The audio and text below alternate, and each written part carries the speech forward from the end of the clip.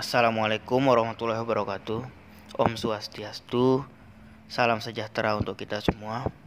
Untuk teman-teman dan ibu dosen, dengan ditiadakannya kuliahan tatap muka akibat wabah virus corona, kami dari kelompok 12 ingin melakukan presentasi. Perkenalkan, nama saya Rifki Nana Suryana. Pengertian koperasi unit desa. Pengertian koperasi unit desa adalah suatu koperasi serba usaha yang beranggotakan penduduk desa dan berlokasi di daerah pedesaan.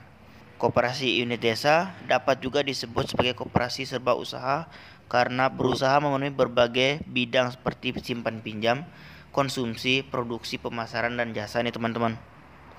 Nah, pengembangan koperasi unit desa sendiri di Indonesia itu berkembang menurut dua pola, yaitu pola umum atau pola konvensional. Ada juga pola koperasi Indonesia tahun 1971. Peranan koperasi di tingkat pembentukan badan usaha unit desa BUUD sebagai persiapan pembentukan koperasi unit desa. Di dalam surat keputusan bersama Menteri Dalam Negeri dan Menteri Perdagangan ditentukan wilayah kerja koperasi unit desa sebagai berikut.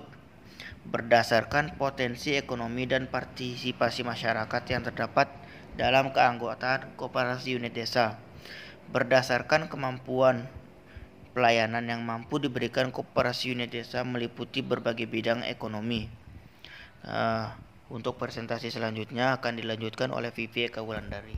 Saya Vivi Eka Wulandari akan melanjutkan pembacaan materi, yaitu keberhasilan dan kekurangan KUD.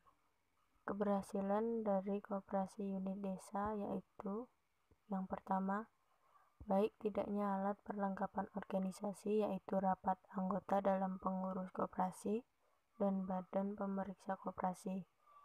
Yang kedua, seberapa jauh kegiatan koperasi unit desa mampu mengelola tugas yang dibebankan oleh pemerintah seperti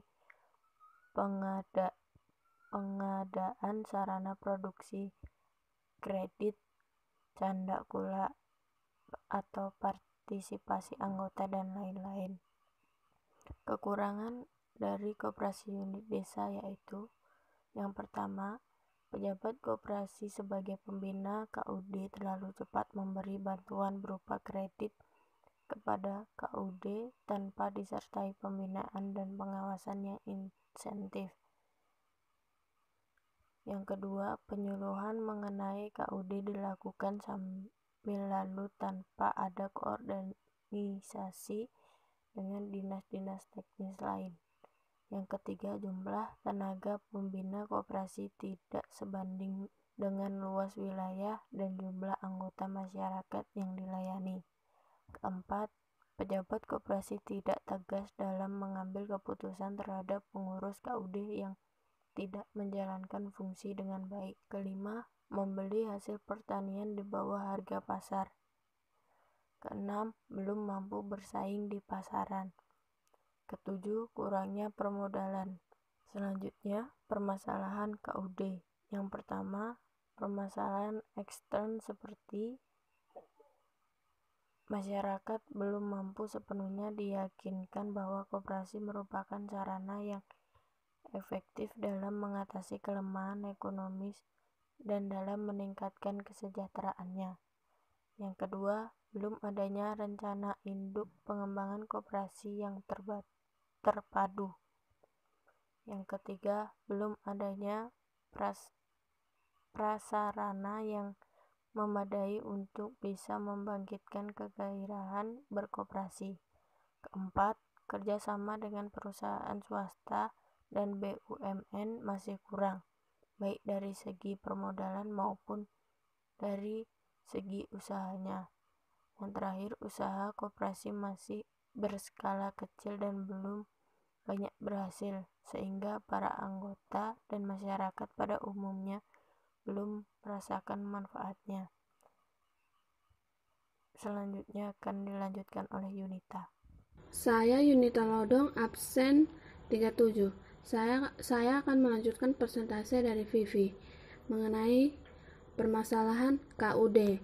Yang kedua, permasalahan intern seperti yang pertama, KUD lemah dalam organisasi dan manajemen. Yang kedua, sarana pelayanan dan modal yang belum memadai. Yang ketiga, kurangnya pengarahan yang tepat dalam kesinambungan pengembangan kegiatan ekonomi. Yang keempat, lemahnya daya dukung sumber daya manusia seperti partisipasi anggota dan profesi pengurus.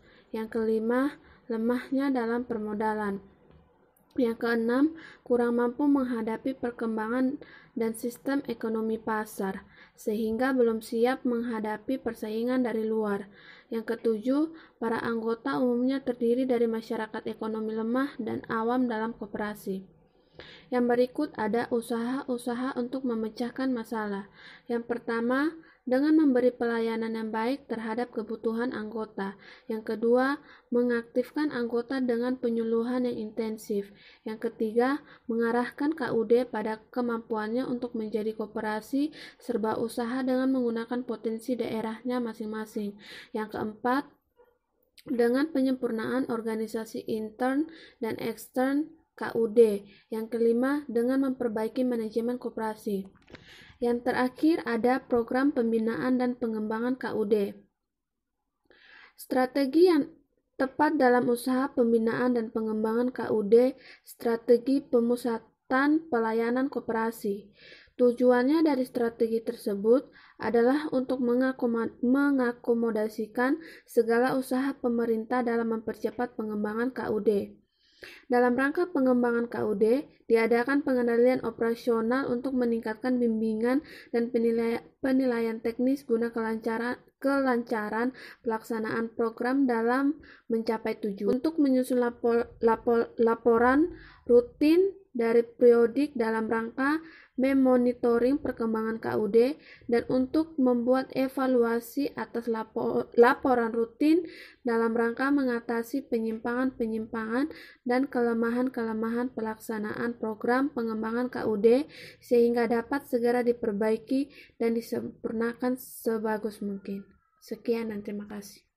Baiklah teman-teman dan ibu dosen, itulah tadi presentasi kami tentang Koperasi Unit Desa. Selanjutnya, dari Koperasi Unit Desa, kami kelompok 12 ingin bertanya kepada teman-teman sekalian. Adapun yang pertama, bagaimana cara mengetahui tingkat partisipasi masyarakat dalam Koperasi Unit Desa? Yang kedua, bagaimana cara mengoptimalkan Koperasi Unit Desa untuk meningkatkan perekonomian desa? Yang ketiga, mengapa kehidupan petani di Indonesia masih tetap saja tidak memperlihatkan kemajuan dan peningkatan kehidupan ekonomi yang signifikan dengan berbagai regulasi dari pemerintah di bidang koperasi unit desa tersebut. Nah, baiklah ibu dosen dan teman-teman, demikian presentasi dari kami kelompok 12. Jika ada salah kata dan ucapan, kami mohon maaf.